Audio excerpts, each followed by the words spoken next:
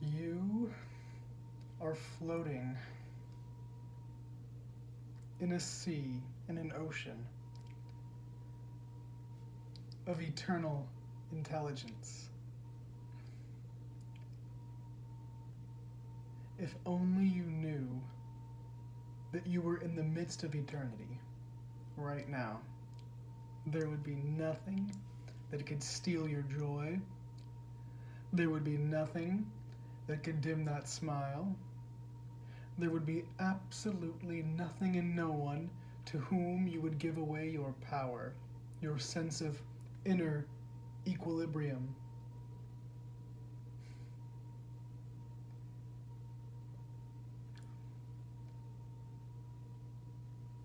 Your inner equilibrium, your equanimity, your peace of being, of mind, the stability of your body and your energies.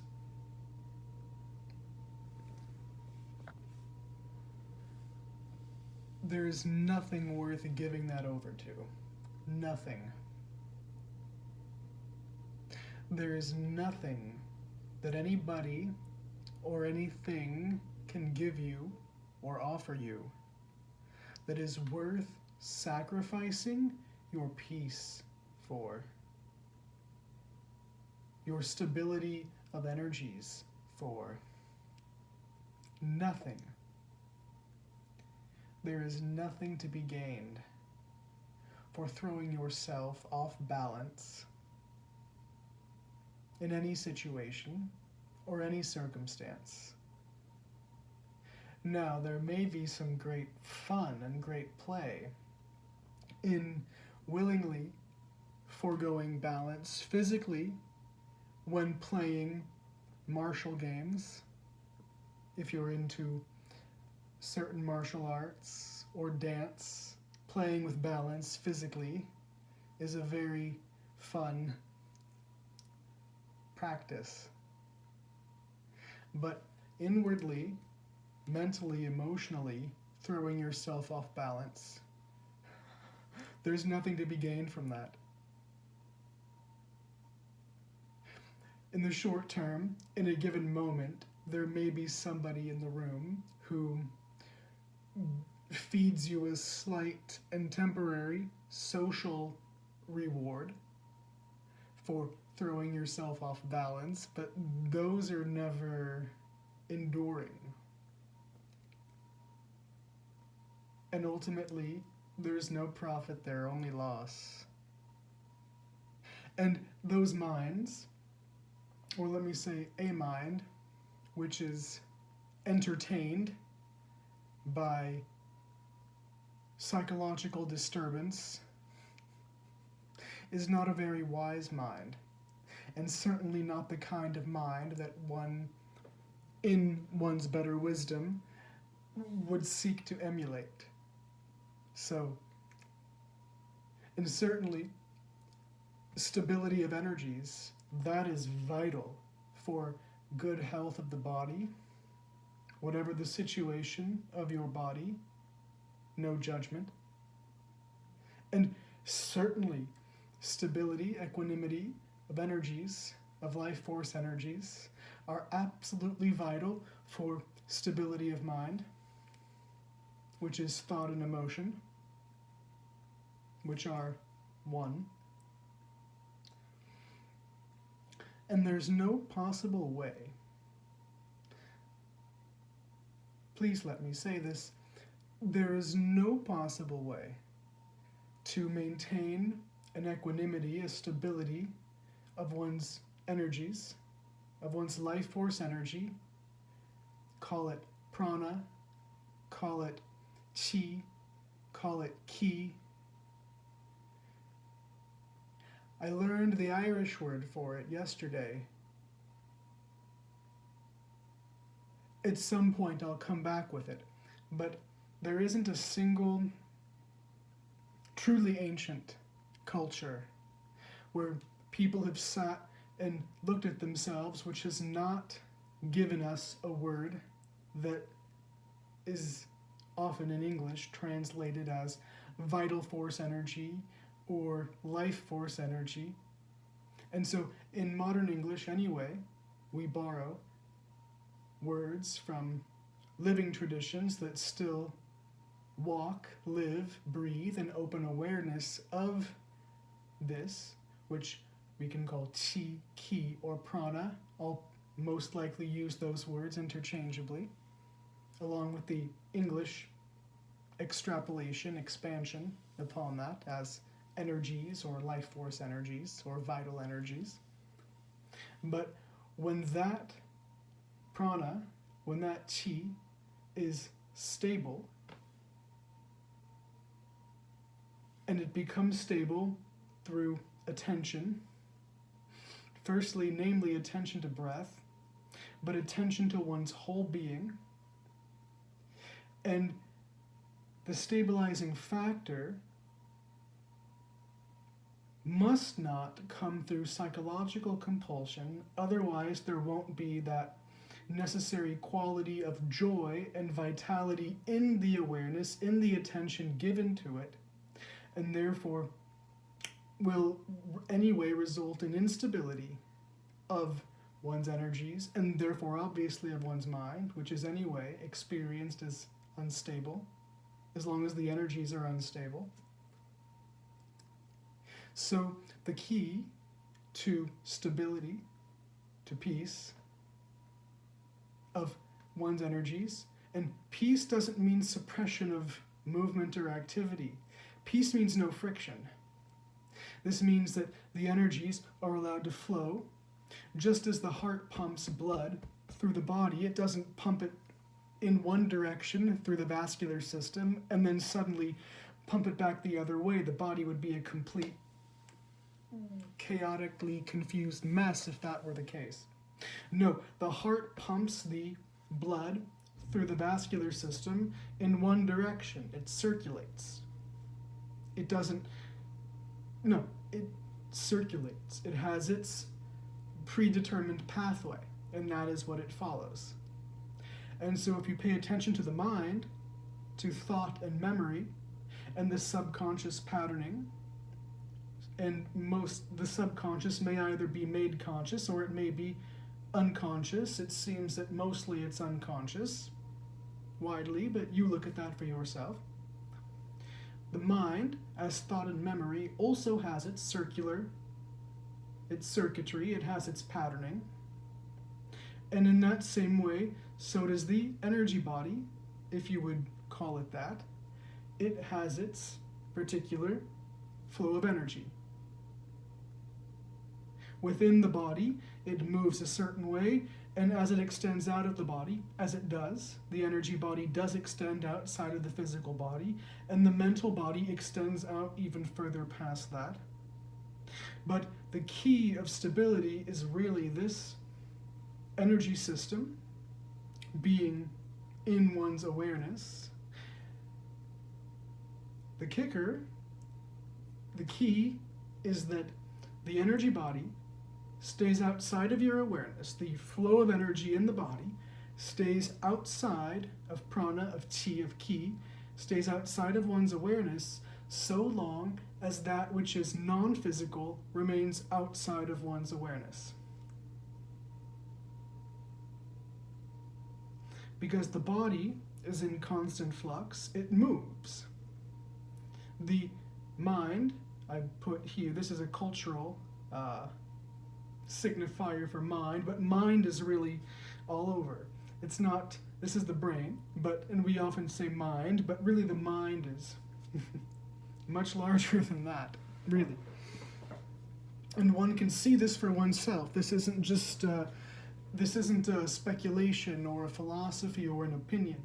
It is quite possible in a released state of awareness to perceive mind, to perceive thought for what it is. Thought is quite literally out here.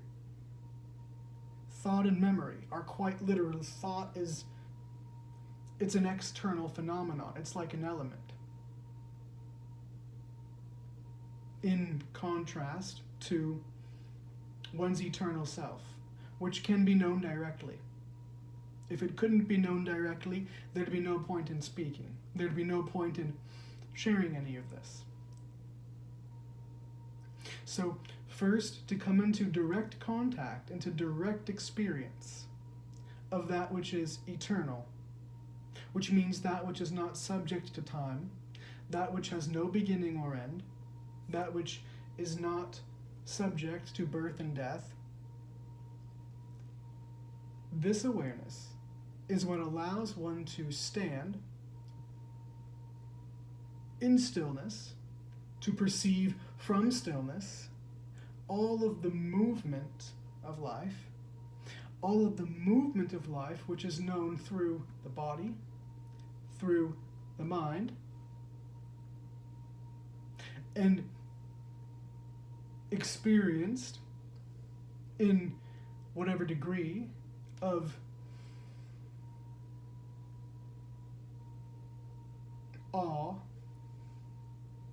through the allowance of the flow, the circulation of vital force energy. So, in order to perceive movement without distortion, one must be still. And if one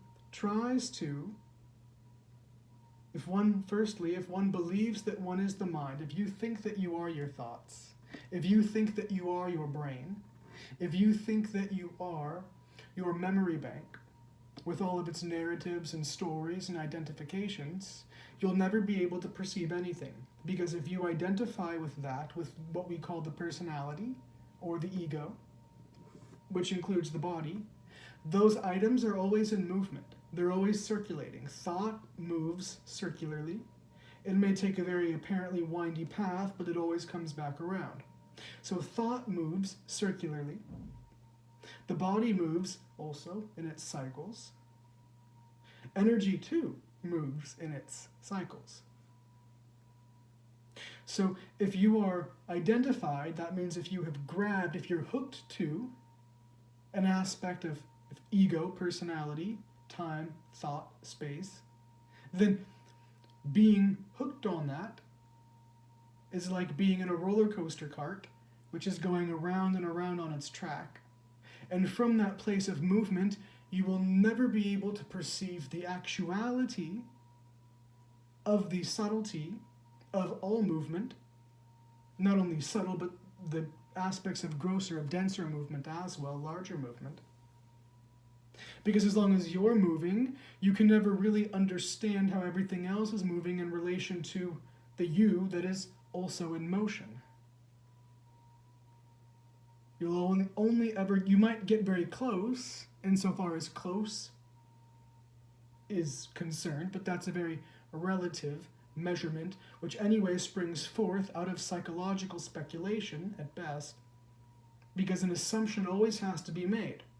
So, if you would get rid of all assumption, the only way to bring all assumption and all speculation to an end, and therefore to come into actual clarity of perception, which is beyond psychological certainty, because the psyche can never be certain. Psyche is always in movement. It can never come to stillness. So a psyche that comes to stillness is a psyche dispersed. And so the psyche, the faculty of thought and memory, called personality or ego, is always running. This is why you can't ever quiet your thoughts. They're always running. Why? Because the minute that your thought and your memory machine stops running, the structures which they have created will disappear.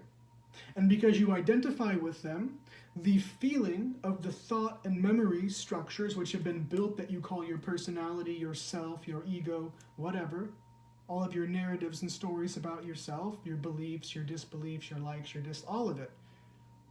The minute that the movement stops, it dies. Because all psyche, the mind is an open, clear space, and in it you have the capacity to build whatever you'd like using the tool of thought and memory. And just like a sandcastle, it's meant to. That's exactly what it is. If you ever, I'm going to share this with you. I would wish you not to believe it. Don't disbelieve either. When I say I wish you not to believe it, I mean, I I pray that you come into direct experience of this yourself. That's what makes it worthwhile. When you see thought, really for what it is, it literally floats out here as sand. Thought. All thought, from the beginning of human history up till now. You have the capacity to perceive it out here. And when it appears, it looks like sparkling grains of sand. Floating here. When you perceive the distance between yourself and that. It's as if a vast shining sea of, well, I'll say it again, sand. And in seeing it, it resets the brain, goes, oh, that's what it is. It's not personal.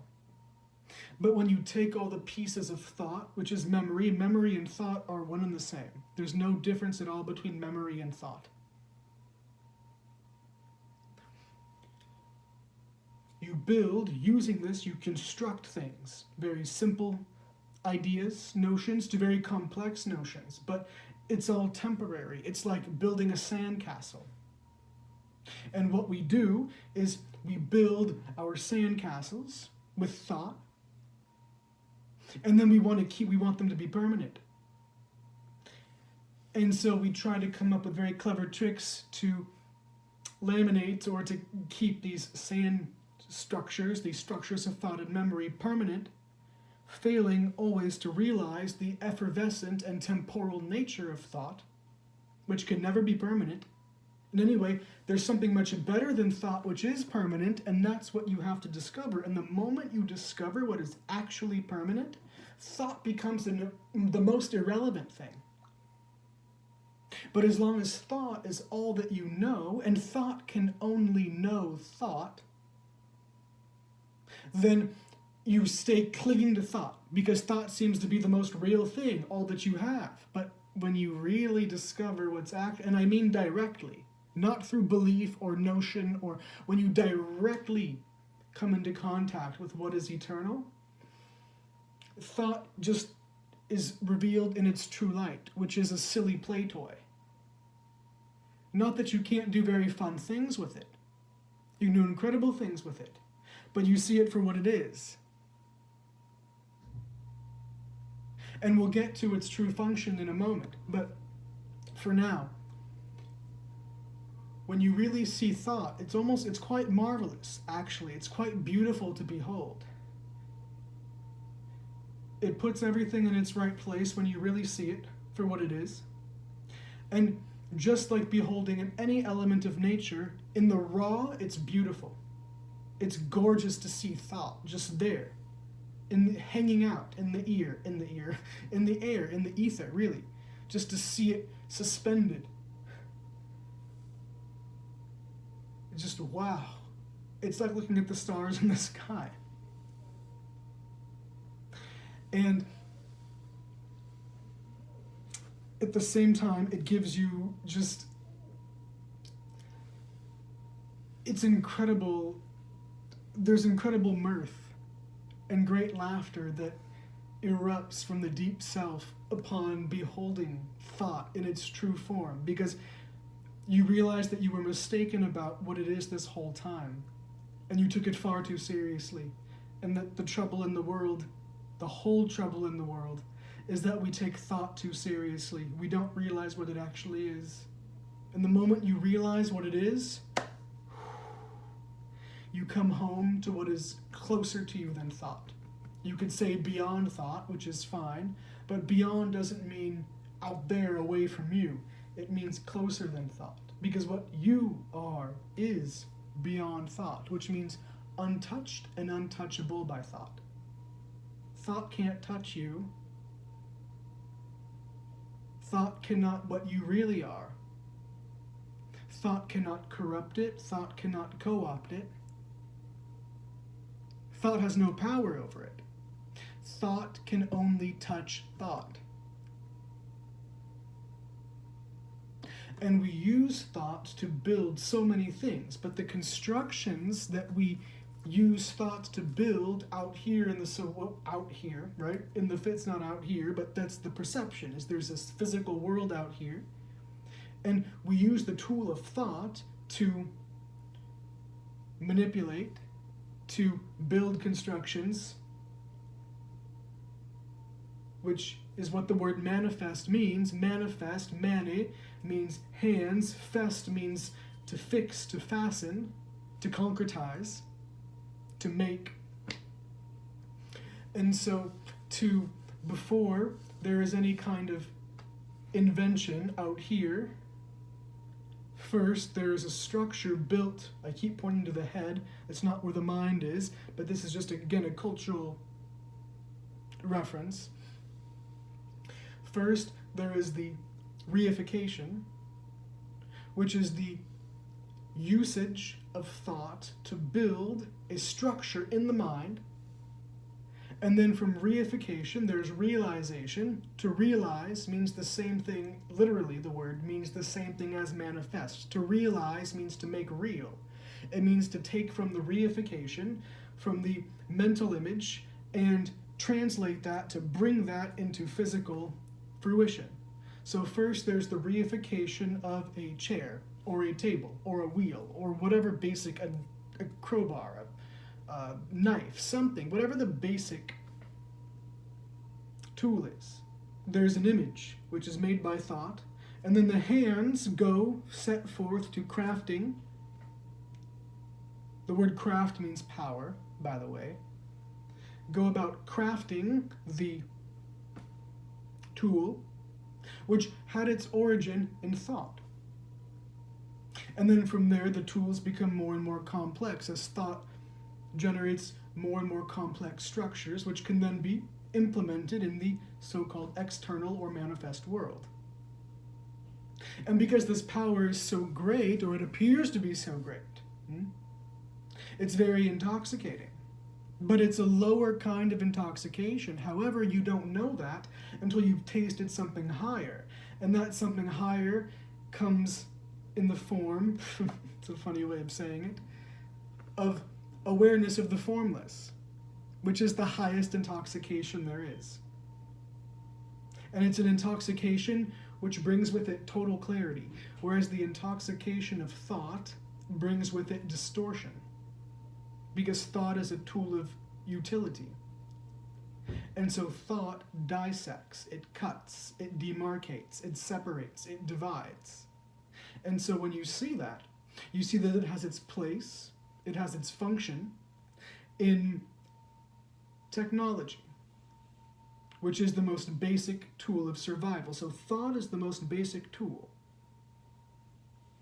And it divides. It says, here's day and here's night. Here's oak and here's pine. Here's copper, here's iron. And if we take this metal and purify it, and then purify this metal over here, then mix them together, we get this alloy. Right? And then we can use that for this, and on and on and on. So thought labels, it dissects, it divides, it analyzes, and then it resynthesizes the pieces that it split apart in order to invent something that is used as a tool to a more complex tool, because the most basic tool is thought. And so thought weaves together tools of greater complexity that can be held by the hands in order to artifice or synthesize or create. Create is almost the wrong word. It's really invent a particular kind of environment that may be more suitable to having our basic needs met. Agriculture, farming, the capacity to perceive what kind of trees yield what quality of wood, which would be most suitable for building a boat that will sail the distance that we need it to sail, or to build houses of a suitable structure so as not to be swept away in the winds or the rains or the monsoons, and everything else, right, that goes toward our survival. The construction of bricks and all kinds of metals, and which these are very simple. Now we consider very simple technologies, all the way to very complex technologies, reading, writing, book crafting, textiles, dye, very complex metalsmithing, right? So because of the readily apparent and obviously necessary utilization of thought toward the end of our survival and our well-being, and therefore guaranteeing survival, allowing us to then explore higher realms, loftier realms, we've naturally become very fascinated with the vehicle, with the tool, the technology of thought. And in that fascination, in that intoxication, which I have called a lower form of intoxication, because of the distorting factor that comes along with it, in the lack of perception of the limitation of thought, which when one stands back from thought and sees it in its glory, may I say that, sees it in its fullness, which then is an awareness of the finite nature of thought, as opposed to the infinite nature of what one really is, and that limitation of thought is seen and known, one sees in that moment clearly not only the limitation of thought, but that which is beyond thought, which is the source of all true ecstasy, joy, love, and peace itself, which is infinitely beyond anything thought could ever hope to touch or reach. But one doesn't know that until one touches this for oneself, and usually that doesn't happen until one explores thought, the mind, so thoroughly and totally that one comes up against the very edge of thought and realizes the need to go beyond it. Or else one simply begins creating smaller and smaller circles within the realm of thought, because you can make a very large circle and go all the way out, all the way out, all the way out. Then you hit the walls, and when you hit the walls, either you have to go beyond the walls, or you're too frightened to go beyond the walls, and so you have to begin circling back in and try to forget that you touched a wall. But that's impossible. So to come up against the limitation of thought and to have the fearlessness, the, dare I say, heresy, to say, look, I'm touching the wall of this. I see its limitation. I see where it cannot go. And I see the attempt to try to put it where it cannot go results in absolute insanity. But not the insanity that is often praised poetically as the doorway, the gateway into freedom, by the poets and the prophets and, so many great beings that have come before us, but rather that kind of insanity that breeds violence and contempt and hatred and cynicism and injustice and all of those other qualities that we recognize are compulsively, unconsciously bringing about our destruction.